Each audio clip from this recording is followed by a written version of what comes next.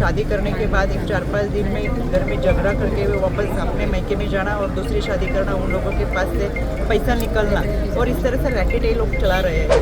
जो इस केस में आरोपी है उसने कहा कि मैं डिलीवरी करने के लिए आया हूँ, और उसके चेहरे पे स्प्रे के जरिए उसे बेहोश किया और उसके ऊपर अत्याचार किया।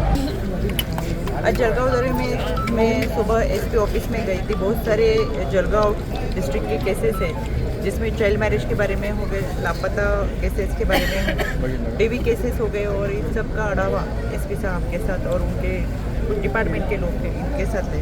वहाँ एक 4-5 केसेस मेरे पास आ गए जहाँ में मुझे ऐसा लगता है अपहरण के बारे में केस थी, और एक रैकेट ऐसा चल रहा है जो शादी करके कुछ लोगों को फंसाते, तो इसके बारे में जानकारी ली, और मुझे लगता है इस केस में गुना दर्ज हो गया है और उसकी आगे की कार्रवाई शुरू हो रही है। इस केस में पॉलिटिकल सपोर्ट है ऐसा बोला जाता है, किस तरह से आप देखते हैं? ये जो अल्पवयीन लड़की की शादी है इसमें भी मुझे तो अब तक इसके बारे में ऐसे कुछ मतलब इन्फॉर्मेशन नहीं मिली कि पॉलिटिकल कोई सपोर्ट इसमें है, ताकि एक रैकेट ऐसा लग रहा है कि जो उस लड़की की माँ भी उस रैकेट में शामिल है। कि शादी करने के बाद एक 4-5 दिन में घर में झगड़ा करके वो वापस अपने मायके में जाना और दूसरी शादी करना, उन लोगों के पास से पैसा निकलना, और इस तरह से रैकेट ये लोग चला रहे हैं। तो मैंने डिपार्टमेंट को सूचना दी है कि ऐसा कौन सा भी शादी.com जैसे हो गए या ऐसे कोई नोंदनी विवाह होते हैं, तो इनके जरिए इस केस ऐसे किसका कोई भी केसेस आपके पास आते होंगे, तो आप इसके बारे में जानकारी लें और जल्द से जल्द इनकी इंक्वायरी करें और गुना दर्ज करें। मैं पुणे का कोंडवा का एक घटना जो है सामने आई है, क्या घटना है, किस तरह से महिला आयोग इसमें अपना सहयोग दे रही है? पुणे के हमारे डीसीपी सिंधे सर इनके साथ मैंने बात कर ली। कल शाम को 7:30 बजे यह हादसा हुआ। डिलीवरी बॉय ने मतलब जो इस केस में आरोपी है उसने कहा कि मैं डिलीवरी करने के लिए आया हूँ, और उसके चेहरे पे स्प्रे के जरिए उसे बेहोश किया और उसके ऊपर अत्याचार किया। जाते समय उसने उस पीड़ित महिला के साथ कुछ फ़ोटो खींचे और उसमें कुछ सेंटेंस लिखा है।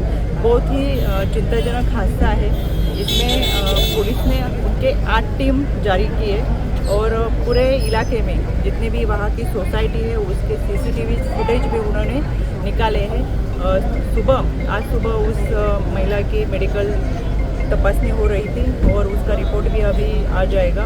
तो पुलिस ने अच्छी तरह से इस पर कार्रवाई की है, एफआईआर दर्ज की है, और राज्य महिला आयोग इसका पटपुरावा करेगा। महिलाओं पे अत्याचार हो रहे हैं, आप देख रहे हैं, तो इसके ऊपर रुकाव कैसे कर सकते हैं? क्या महिला आयोग की तरफ से क्या कोशिश की जा रही है? देख रहे हैं कोई भी हादसा होगा तो महिला आयोग तत्पर रहती है, उसकी केस लेते हैं, उसका पटपुरावा कर लेते हैं, लेकिन इतनी सारी विकृति समाज में बढ़ रही है, इसलिए हमारे बीट मार्शल दामिनी पथक भी है, भरोसा सेल भी है, पुलिस भी उनकी तरफ से अच्छी तरह से कार्रवाई कर रही है। फिर भी ये जो हादसा हो रहा है फिर से न होने के लिए हमें सतर्क रहने की बहुत ज़रूरी है। 112 नंबर, 1098, 1091 नंबर हमारे स्टूडेंट के लिए, महिलाओं के लिए भी है।